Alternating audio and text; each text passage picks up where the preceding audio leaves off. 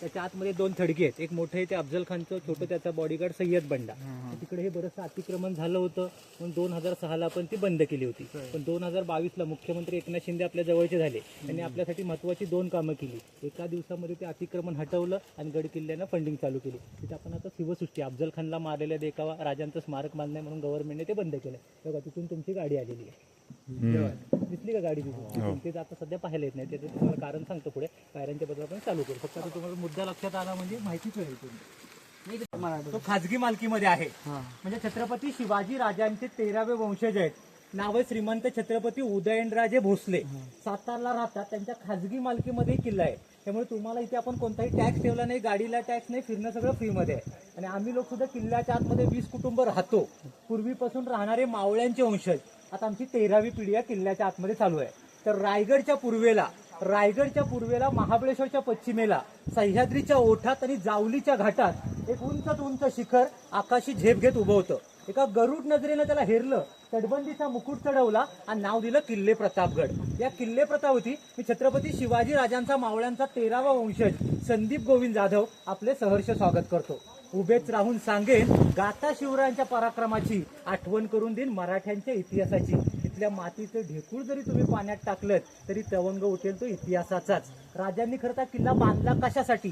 तर राजांची कुलस्वामिनी तुळजाभवानी म्हणजे तुळजापूरला येतं पहा. परंतु विजापूर म्हणजे कर्नाटक बॉर्डर, विजापूर ते तुळजापूर हा जो पूर्ण प्रदेश होता हा पूर्वी आदिलशाहीच्या ताब्यामध्ये असायचा. म्हणजे हे राजांचे शत्रू लोक. तर राजांना तुळजाभवानी मातेच्या दर्शनाला तुळजापूरला जाण्या येण्यासाठी त्रास व्हायचा. सततच्या लढाई व्हायचे, मावळे मारले जायचे. म्हणून या भवानी मातेने राजांच्या स्वप्नामध्ये येऊन सांगितलं, जावली प्रांतामध्ये एक ढोरप्या नावाचा डोंगर आहे, त्या ठिकाणी तू माझी स्थापना कर. आता ढोरप्याचा अर्थ काय पहा, गाई गुरं असतात ना, ती पूर्वी डोंगरावरती गवत खाण्यासाठी येत असत. त्या गाया गुरांना मराठी रांगडी लोक आम्ही ढोरं म्हणतो. म्हणून हा ढोरप्या नावाचा डोंगर. या डोंगरावरती राजांनी 1656ला हा किल्ला बांधायला सुरुवात केली आणि 1658ला किल्ला बांधून पूर्ण केला. व ती जी आपल्याला तटबंदी दिसतीये 5 किलोमीटरची तटबंदी आहे. किल्ल्याचा आतला एरिया 52 एकर. बांधला किती? 2 वर्षामध्ये, फक्त भवानी मातेच्या मंदिरासाठी. परंतु इतिहासामध्ये प्रसिद्ध झाला हे अफजल खानला मारल्यानंतर. आता हा अफजल खान विजापूरचा एक मोठा सरदार होता.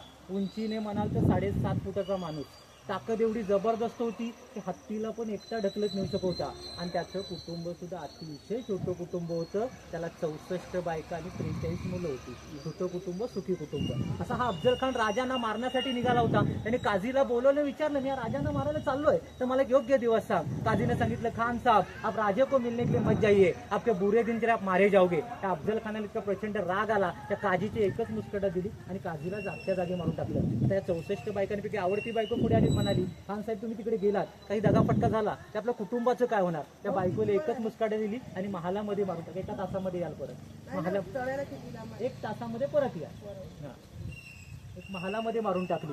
3 बायकांचं सौभाग्य चांगलं होतं की त्या माहेरी गेल्या म्हणून वाचल्या. उरलेल्या ज्या 60 बायका आहेत, तुम्ही कधी विजापूरला गेलात, कर्नाटक बॉर्डरती, तिथे अफजल खानाच्या नाव गाव आहे. गावाचं नाव आहे अफजलपूर. त्या ठिकाणी एक विहीर आहे, त्या विहिरीचं नाव आहे खुनबावडी. त्या विहिरीमध्ये त्या 60 बायकांना बुडवून मारल्यात आणि आजूबाजूला त्यांची थडगी बनवून ठेवल्यात. आजही विजापूरला ते आपल्याला पाहायला मिळतात.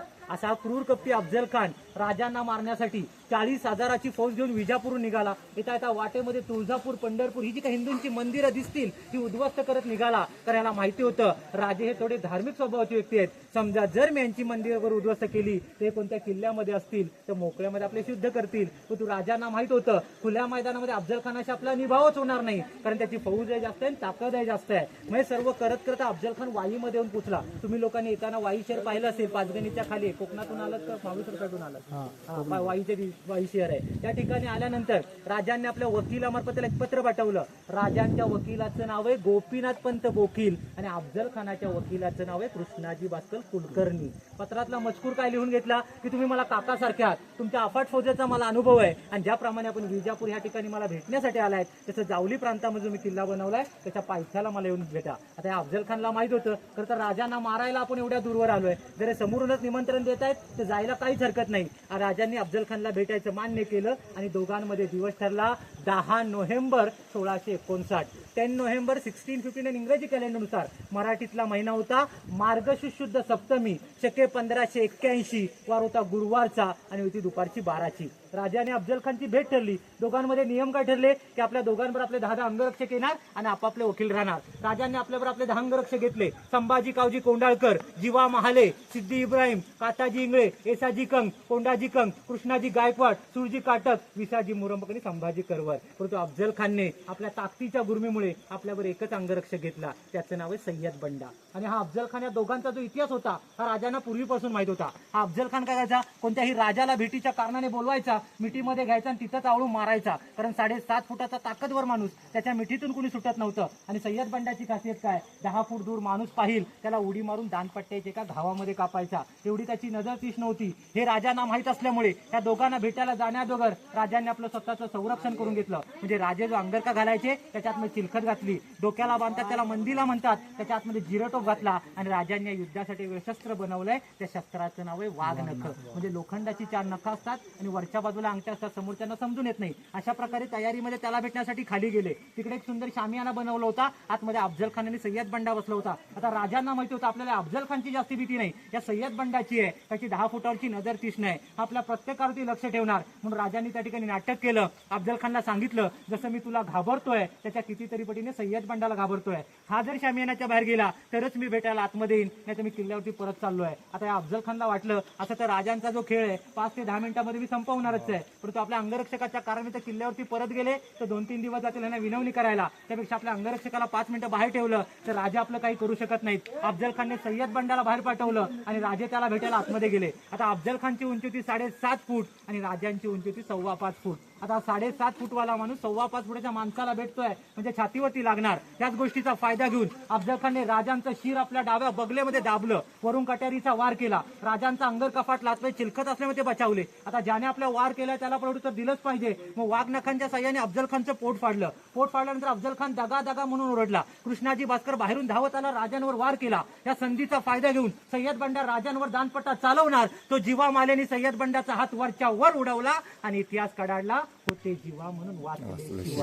नंतर कृष्णाजी भास्कर राजांच्या भाळावर वार केला. राजांनी कृष्णाजीला समजवलं, कृष्णाजी सबूर सबूर सबूर, पण कृष्णाजीने ऐकलं नाही. 1, 2, 3 चौथ्या वाराला कृष्णाजीला पाडला आणि राजे किल्ल्यावरती आले. परंतु अफजल खान आपली सगळी आथडी पोटामध्ये भरून पालखीमधून पळून जात होता. त्याला पालखी उचलणारे 16 लोक लागायचे, पुढे 8 आणि मागे 8. त्यांना मराठी भाषेत आपल्याकडे आपण भुवई म्हणतो. ते भुवई त्याला घेऊन पळून जात होते. हे राजांचे दुसरे अंगरक्षक संभाजी कावजीने पाहिलं, पळत जाऊन त्या भुवयांचे पाय तोडले आणि अफजल खानाचं शिर कापून आणलं आणि भवानी मंदिर समोर देवीला अर्पण केलेलं. अफजल खान सारख्या राक्षसाचा या ठिकाणी वध झाला. राजांचा फार मोठा विजय झाला. या विजयाला मराठी भाषेमध्ये आपण प्रताप म्हणतो, म्हणून नंतर या गडाचं नाव प्रतापगड ठेवलंय. पहिलं ढोरप्या नावाचा डोंगर होता आणि अफजल खानच्या एकाच राक्षसाची 2 थडगे आहेत. शरीराचं जे थडगे आहे ते प्रतापगडच्या पायथ्याला, त्याला आपण प्रतापगड माची म्हणतो, आणि शिराचं जे थडगे आहे ते पुणे जिल्ह्यामध्ये राजगड किल्ला येतो. राजांच्या आऊसाहेब जिजामाता त्या ठिकाणी राहायच्या. आपल्या मुलाने एवढ्या मोठ्या राक्षसाला मारलाय हा पुरावा दाखवण्यासाठी त्या ठिकाणी नेलं, त्या ठिकाणी दफन करून टाकलं. म्हणूनच आज आपल्याला म्हणावं लागतंय की प्रतापगडच्या पराक्रमाचा इतिहास मिरवी राजगडचा बाल्य किल्ला,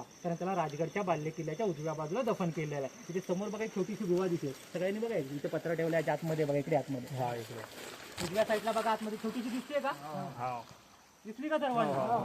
हा, ती गुफा एवढी लहान नव्हती. पुढे या गाड्या उभ्या केल्यात ना इथपर्यंत होती, पूर्ण 10 फूट उंचाची. त्यावेळेस अफजल खानचं युद्ध झालं त्यावेळेस राजांनी या पूर्ण परिसरामध्ये 40 मावळे लपून ठेवलेले. जर राजांशी काही दगाफटका झाला तर या 40 मावळ्याने किल्ल्याचं संरक्षण करायचं. परंतु 1957ला भारताचे पहिले पंतप्रधान नेहरू या ठिकाणी आले. ते येण्यासाठी या पायऱ्यांनी रोड बनवला. तर केवळ पायऱ्यांचं रोडचं काम हवं त्या हेतून ही वर आपलेली आहे. नाही तर पूर्ण 40 लोक उभी राहू एवढा मोठा परिसर होता. आता दाखवण्यासाठी तेवढीच आहे. वरतीच्या 2 गोल भिंती दिसत आहेत बघा, त्याच्या आतमध्ये किल्ल्याचा मुख्य दरवाजा आहे. आता जिकडून आपण चालत आलो तिथून जर सहज वर पाहिलं असतं तर आपल्याला सर्व तटबंदी एकसारखी वाटली असती. समोर पायऱ्या आहेत, लोक जात आहेत म्हणून समजतं की जाण्याचा मार्ग आहे. पूर्वी कसा मातीचा रस्ता, घनदाट अरण्य होतं. येणारा शत्रू घोड्यावरती स्पीडमध्ये यायचा आणि डायरेक्ट जंगलामध्ये निघून जायचा. शेवटपर्यंत समजायचं नाही किल्ल्याचा मुख्य दरवाजा कुठे आहे. आर्किटेक्ट होते हिरोजी इंदुलकर आणि आरजोजी यादव.